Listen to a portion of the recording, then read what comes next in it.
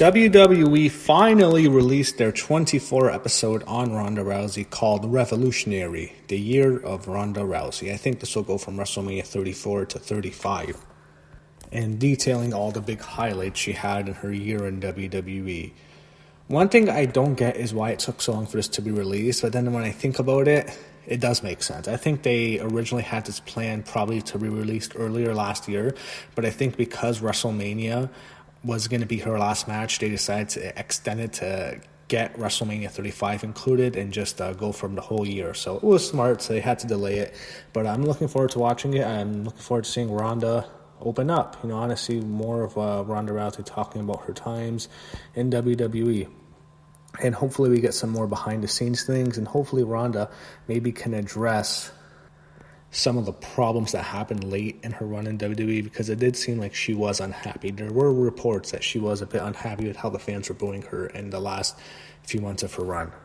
So she immediately talks about Roddy Piper and how she had influence on him, and she used his personality and took parts of it into promoting her fights in the UFC, which I don't think is really true. I know she took his nickname. It sounded really cool, but I've heard her in interviews say she liked the name Rowdy Ronda Rousey because friends gave it to her. It's not necessarily because she really idolized Piper. So I don't buy that at all. So I think they're just going to skip over to UFC, and they barely talk about her run. They had Dana White being interviewed, and he talked about how she changed the world, in his words, and she certainly had a huge impact on the UFC, one of the biggest stars. I think the second biggest star in UFC history, only behind Conor McGregor. But I'm disappointed. It seems like you're just going to skip over the UFC stuff and just go right to wrestling. And I'm thinking to myself, there's so much to cover in her MMA right now. I know you only have so much time to do, but I guess they don't want to show her losing and have her talk about her losses. But they're just going to go straight to the WWE and WrestleMania 31 when she attended. Ronda talks about when she first started working with WWE. She went to the Performance Center for her bachelorette party, and she did a tryout, basically, not necessarily an official tryout, but basically tried it out if she was going to like it. And then she was assigned to work with Brian Kendrick in Los Angeles, and they worked together for about 6 months before she finally debuts at the Royal Rumble. So now we get to the Royal Rumble 2018 when she first debuted in Philadelphia. We see her training for her match at WrestleMania 34, which I heard she trained for months with that match. It was her and Kurt Angle against Triple H and Stephanie McMahon. We're seeing highlights of that. We see a brief highlight of her coming out of Elimination Chamber last year and signing her contract. Then we go to WrestleMania 34 in New Orleans, and we already saw a lot of the same footage from the 24 documentary did on WrestleMania, which came out in January. It came out the night after the Royal Rumble, actually.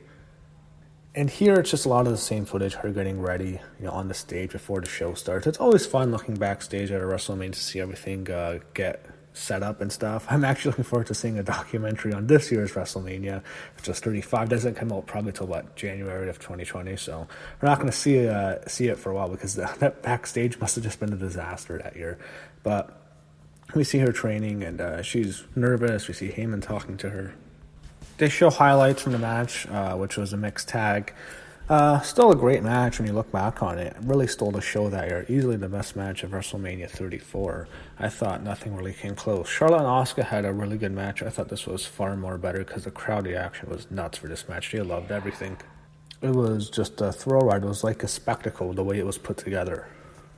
So we see the aftermath of the match. People are hugging her, and Natalya gives her a big hug. Really big moment for her, and it really helped her because that match really made her a star for the fans, and it made her a babyface. She got over for a while up until Becky Lynch feuded with her. That's where the fans turned on her. But ever since then, from WrestleMania match till when they turned on her, she was over mainly because of that performance in that match. So we see some highlights of her work up until SummerSlam. We see her match with Nia Jax. They showed some highlights from there. One of Ronda Rousey's best performances was both the matches with Nia, but especially the Money in the Bank. I thought that match was fantastic. We see a cool interaction with her and Ric Flair before SummerSlam last year, before her match with Alexa Bliss. She just squashed her in that match. She gets the belt. She, again, slaughters Alexa Bliss like she should. Alexa Bliss is not believable at all against Ronda. And she becomes Raw Women's Champion. So we see her celebrate after the match with her friends, with the four horsemen, and we see all the three other horsewomen, Shayna Baszler, Jessamine Duke, and Rhea Shafir, all talking about Ronda Rousey. Now it looks like the next focus is going to be Evolution, which was the first ever women's pay-per-view. Next, we see Ronda on the Rachel Ray show with Natalya. They're talking about the Evolution pay-per-view, so this is the next big deal. We've gone from her debut at the Royal Rumble to WrestleMania 34 to SummerSlam. Now it's Evolution.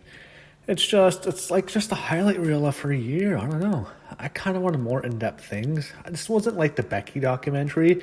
Becky opened up a lot more. Ronda, it's like she's celebrating with her husband. We see a lot of Travis Brown. It's just, I really would have liked to see her talk a lot more about her UFC run, and I wanted to see her talk about her losses and how she reacted. It's like, it's been years. It's been about 4 years, or about 3.5 technically since she lost her first fight, and about 2.5 since she lost her second fight. She still has yet to address them. It's ridiculous. It's like, can she talk about them? I want to see her talk about her fall and then her, having a desire to go to the WWE. It's just a highlight reel. Like, we've seen a million things of her doing all the same stuff before. It's like there's nothing really new that's here. A lot of just her hugging her friends and hanging out backstage at Evolution. I'm surprised WWE didn't do a 24 exclusively for Evolution. Maybe they did, and maybe it won't be released for another while or something, but I'm shocked. I thought for sure they'd do a big one just on Evolution. You see a cool group photo of all the women at Evolution. That was actually kind of cool. They basically got everyone on the main roster, from the Raw woman to the SmackDown woman to the NXT woman to the NXT UK woman. You had everyone there. So it's going to be a whole woman thing. I know Ronda is pretty much pro-women's empowerment, like feminist shit. I guess, she's talking about how every woman had to put up or work hard so their daughters don't have to put up with as much bullshit as they did. I know things are tough for Ronda. I mean, hot, blonde chicks. I mean, it's really tough for them in America. But it's so hard for them. Let's be real. Now we're at Becky Lynch after they're finished with Evolution. This is where things should get interesting because I don't know if she's going to address when the fans started to turn on her, but the whole Survivor Series match falls apart after Nia Jax punches Becky Lynch in the face during the big invasion on Raw, and this sets up Ronda Rousey to have a new opponent, and that became Charlotte Flair, and it becomes Ronda and Charlotte at Survivor Series in Los Angeles, and they had a great match. She talks about how she felt that her match with Charlotte was her most special, and I agree. I thought it was probably the best. That or the WrestleMania match, the mixed tag match, or one of the two Nia Jax matches, which were both great. I'm not a big Nia fan. I don't think she's very good in the ring, but both those matches with Ronda were really great. So, the Charlotte match was a hell of a match. It was a good ending, too. And I really believe the original ending was probably just going to be Becky doing exactly what Charlotte did, and that would probably set up a rematch at WrestleMania in which Becky wins. I think that's where they were going, but I definitely think Becky was just going to destroy Ronda if the kendo stick. It would give Ronda a DQ win, but I think that was probably they basically just gave Charlotte Becky's spot. They show Ronda Rousey hugging Stephanie McMahon, and Ronda's telling her she loves her. I think both of them are actually really good friends. Because I remember seeing her on an interview with Megan O'Leary from the UFC. She's talking about how much she loves Stephanie, so she really gets along with her. So next, we see her interacting with Becky on Raw, and they completely skip the Sasha Banks match from the Royal Rumble from this past Royal Rumble, and I don't think that's an accident. We know what's happening with Sasha Banks. She left the company, or she didn't leave, she walked out. But we go right to Ronda and Becky cutting the promo on Ronda the night after the Royal Rumble, in which Becky won the Royal Rumble. And I just want to comment on this. It really should have been Ronda and Becky. I like Charlotte. I'm a fan of hers, but I think adding her in hurt the match and dragged it down because it took the focus off Ronda and Becky's heat. Now, Ronda and Becky, it was going to be hard for them to continue the heat they once had at the Survivor Series, and to bring that heat about 6 months later to WrestleMania, it was going to die down. It was, but they still had a lot. And after that promo, I was saying to myself, this is the perfect main event.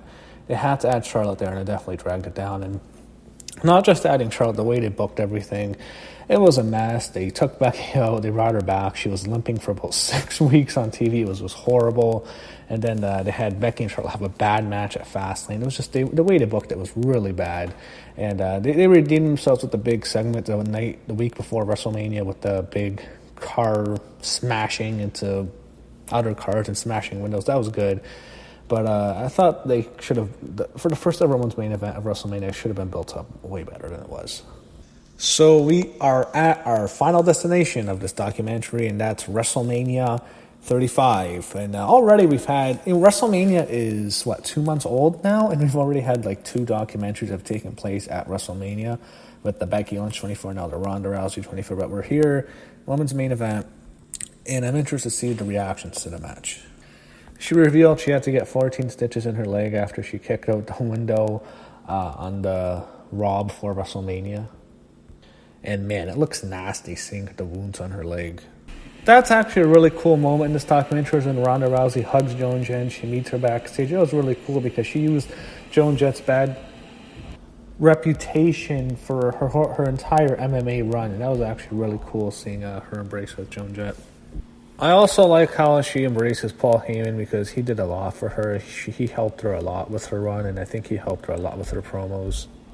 So we get to the match, and it was definitely not a great match. It was a good main event. I mean, it was better than most WrestleMania main events in recent years, and that's not saying much. But as a match, it was good. But with those 3, you'd expect them to tear the house down. And I feel like if the crowd was hotter and they weren't sitting outside for about 7 hours, it would have gone off way better. And there's a lot they could have done better in that match. There was a lot of sloppiness too, but it was good. But it really, when the first ever women's main event, you thought those 3 were just going to go in there and just try to tear the host down. They did the best they probably could, but it was not great. It was good. There's a cool moment backstage where Nia Jax pours champagne all over Ronda Rousey. I guess they're celebrating her run in the company. So after that, she's again celebrates her husband Travis Brown. They hug, and she talks about impregnation, vacation. So she wants to have kids. We'll see if she ever comes back. I think everyone wants to see the 4 Horsewomen match if she ever comes back, and I think that's something they definitely have to do if they get a chance. But if she does it, she still had a great run there. I thought for a year, I thought she did really well. So overall, I enjoyed the documentary. I thought it was good. It was a good telling of her year. And whether or not you're a fan of hers or not, I'd recommend watching it because it's entertaining seeing her whole experience within the WWE. So another good 24 episode in my opinion.